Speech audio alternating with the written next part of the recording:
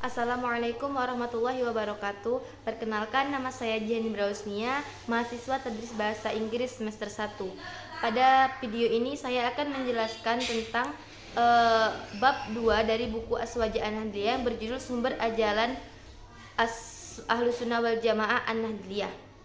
Dalam bab ini terdapat 3 poin penting yang harus kita catat, yaitu mazhab qauli, mazhab manhaji, dan pengembangan asas ijtihad madhabi. Prosedur perumusan hukum dan ajaran Ahlus Sunnah wal Jamaah dalam tradisi Jam'iyah NU mengikuti 3 pola penting, yaitu pola maudu'iyah, pola waqi'iyah, dan takhayyur. Pola maudu'iyah, pendeskripsian masalahnya berbentuk tasawur lintas disiplin keilmuan empirik. Ketika rumusan hukum atau ajaran Islam berkaitan dengan kepentingan Raperda atau RUU, maka pendekatan masalahnya disesuaikan dengan kesadaran hukum kemajemukan bangsa. Apabila langkah kerjanya sebatas regional atau kedaerahan, maka cukup menempuh penyelesaian metode takhayyur. Apa itu takhayyur? Takhayyur sendiri mempunyai arti yaitu memilih kutipan doktrin yang sudah siap pakai atau yang sudah jadi. Nah, berikut diuraikan cara menggali sumber referensi dan langkah yang menjadi tradisi keagamaan Nahdlatul Ulama dalam mengembangkan paham Ahlus Sunnah wal Jamaah. Kembali ke poin 3 tadi, yang pertama ialah mazhab manhabi, mazhab qauli. Mazhab qauli sendiri ialah pendapat yang sudah ada dari seorang mujtahid seperti dalam mazhab 4, yaitu Imam Hanafi, Imam Malik, Imam Syafi'i, dan Imam Hambali.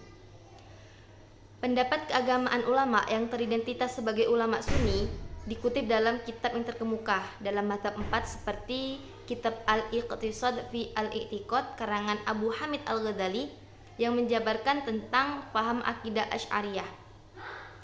Yang kedua adalah kitab Al-Um dikarang langsung oleh Imam Syafi'i yang mengandung tentang menghimpun qaul Imam Syafi'i sendiri. Hal ini dilakukan dengan cara tidak mengutip fatwa dari mazhab lain. Karena apa? Agar tidak melemahkan pemahaman mazhab yang dianut. Poin yang kedua adalah mazhab manhaji. Mazhab manhaji ini ialah mengikuti pola pikir dan penetapan hukum seorang ulama. Jadi bukan sekedar mengadopsi pendapat yang sudah jadi.